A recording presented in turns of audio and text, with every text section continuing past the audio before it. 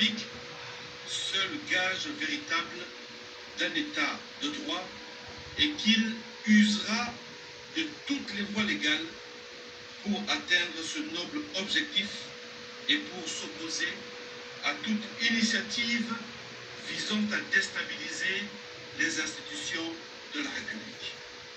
Dans cette optique, ayant librement opté pour une coalition dans l'intérêt du pays, alors qu'il aurait pu choisir la cohabitation, le FCC se dit prêt à assumer ses responsabilités au regard de la confiance que le peuple souverain a investie en lui octroyant la majorité à l'Assemblée nationale d'une part et des prescrits de la Constitution d'autre part.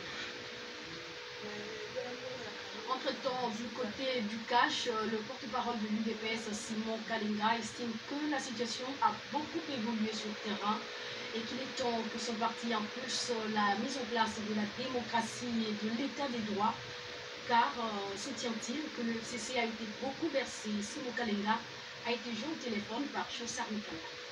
L'UDPS est venu au pouvoir pour impulser la mise en place de la démocratie et l'état des droits. Donc les résistances que le FCC, les forces statu-quo ont opposées au démarrage du train, on ne pouvait qu'à un moment donné donner l'occasion où on se secoue un peu là. On était un peu dans l'accommodement, tout ça. On a voulu éviter les frictions et tout ça, mais bon. À un certain moment, on doit se coucher pour sortir, pour que les choses aillent de l'avant.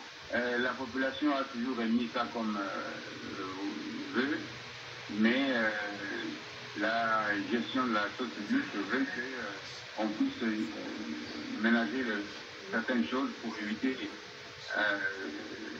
de croître. Mais la vérité est que nous, qui sommes progressistes, nous avons la charge d'amener le train à aller de l'avant. Et ce que nous attendons, on a beaucoup cajolé les FCC, maintenant c'est leur tour de s'accommoder avec le rythme de progression progressive. Donc maintenant c'est aux statu-quoistes de se mettre en mouvement pour que le train avance à bonne allure. L'option adoptée pour la cohabitation en lieu et place de la coalition a été levée au cours de la réunion de la conférence des présidents du Front commun pour le Congo jeudi. Après la prestation de serment des nouveaux juges constitutionnels, votre rédaction a pour se faire réfléchir sur les avantages mais également les inconvénients de cette gouvernance où le président de la République n'a plus la majorité au Parlement et donc comprenez un régime semi-présidentiel, mais que gagne finalement la population dans cette réforme de gestion de la République? Élément de réponse dans ces commentaires que je s'applique. La coalition FCC casse ses mœurs, bat de l'aile et est au bord de l'abîme. En effet, depuis la récente cérémonie de prestation des serments des 3 juges constitutionnels, cérémonie boycottée non seulement par les présidents de 2 chambres du Parlement, mais aussi par les députés et sénateurs, ainsi que le membre du gouvernement issu du FCC, des voix s'élèvent pour réclamer la rupture de la coalition adoptée au lendemain des élections de 2018. La coalition, comprise comme union entre au moins 2 partis qui partagent certaines idées en vue de réaliser des actions communes visant à présenter un programme commun pour gouverner le pays, a été adopté par le FCC Cash, d'où la présence de membres du Cash au sein du gouvernement, même si cette plateforme ne disposait initialement d'aucune majorité. Le déficit de confiance entre ses partenaires conduit au changement de la donne. Avec la récente crise, la cohabitation revient sur les lèvres. La conférence des présidents du Front commun pour le Congo l'a clairement prononcé. Logiquement, cette nouvelle réalité politique nécessite la coexistence d'un chef de l'État élu au suffrage universel sur un programme politique et d'un Premier ministre s'appuyant sur une majorité parlementaire pour soutenir une politique opposée. Il s'agit d'une alternance incomplète qui ne touche que la majorité politique de l'Assemblée nationale. Concrètement, cette cohabitation amènera inévitablement à la démission du gouvernement. La famille politique disposant de la majorité parlementaire, c'est-à-dire le FCC, va diriger seul le gouvernement au risque de ne pas appliquer le programme du chef de l'État. Le président de la République régnera sans gouverner. Dans ce cas d'espèce, il y a risque de voir toutes ces initiatives pour asseoir sa politique être bloquées par le Parlement dont il ne dispose d'aucune majorité. Mais au-delà de toutes ces guerres politiques, où est la place du peuple? Le souverain primaire a-t-il besoin aujourd'hui d'un cocktail de chamaillerie avec peu de retombées sociales?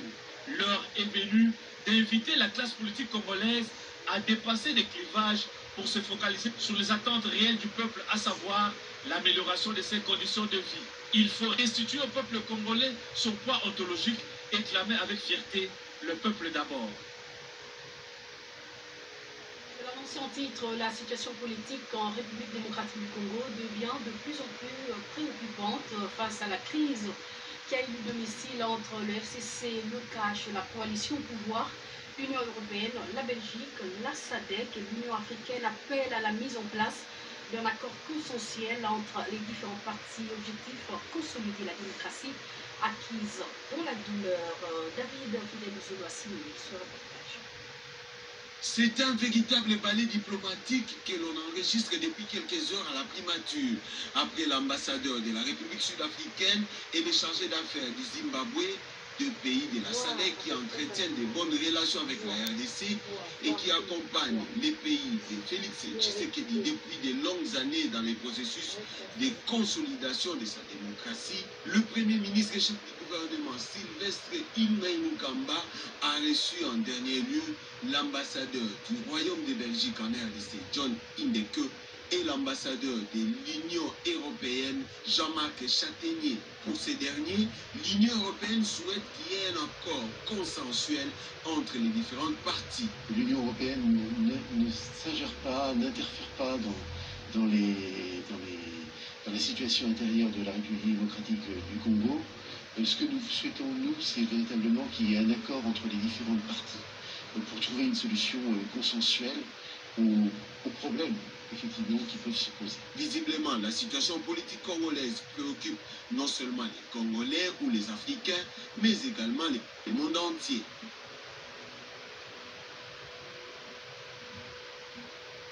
Je vous l'annonçais tantôt, les Nations Unies sont déterminées à réduire sensiblement les difficultés auxquelles l'humanité est confrontée. Cependant, 17 objectifs de développement durable à l'horizon 2030 ont été présentés aux étudiants de l'Université pédagogique nationale UPN dans le cadre de 65 ans des Nations Unies.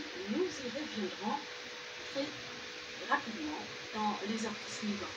Et puis la MONUSCO continue à appuyer la RDC pour la stabilisation de la paix dans plusieurs domaines. Jeudi dernier, cette mission onusienne en République démocratique du Congo a remis officiellement un lot d'ouvrages réalisés en vue de mieux sécuriser la prison centrale de Bukavu. Il s'agit notamment d'un mur de soulèvement et de sécurisation de 2 postes de surveillance ainsi que des travaux d'éclairage et d'assainissement.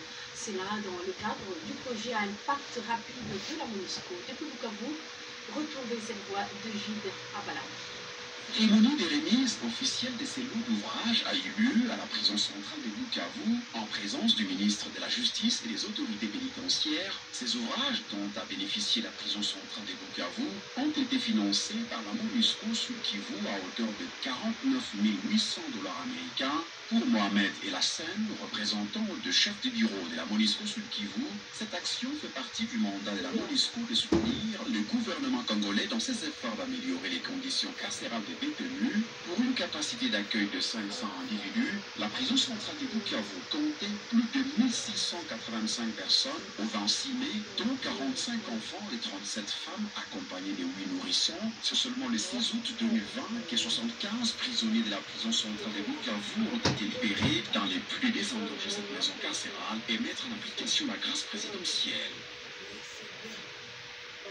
Pour ce point, depuis la province Ouzette, on va rester également dans les Congo profonds pour présenter cette fois l'équipe de protection des enfants dans les mines de cobalt, mais aussi faire l'état des lieux des jeunes et de l'emploi dans la province du Haut-Katanga. Voilà les points qui ont fait l'objet d'une discussion ce vendredi 23 octobre 2020 entre Madame Aminata de l'Organisation internationale du travail au séjour À Lubumbashi, avec le préfet, le vice-gouverneur du Haut-Katanga et Fondre de Confrontement. C'est ma deuxième visite au niveau de Lubumbashi. L'OIT avait un grand programme sur l'emploi des jeunes ici et nous sommes venus aujourd'hui pour deux raisons. La première raison, c'est de faire un peu le point de la situation des jeunes et voir les domaines de collaboration entre